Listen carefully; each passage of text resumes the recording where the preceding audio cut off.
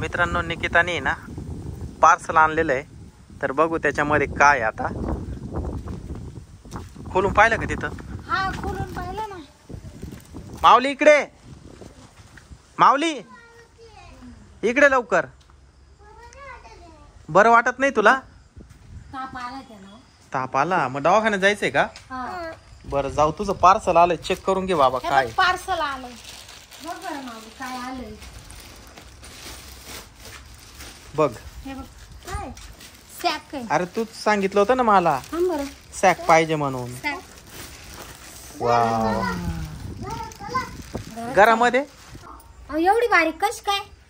आता ती माऊलीनेच पाहिली होती ती मिशोवर.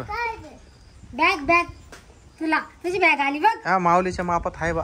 छान आहे ना. चांगली दिसायली.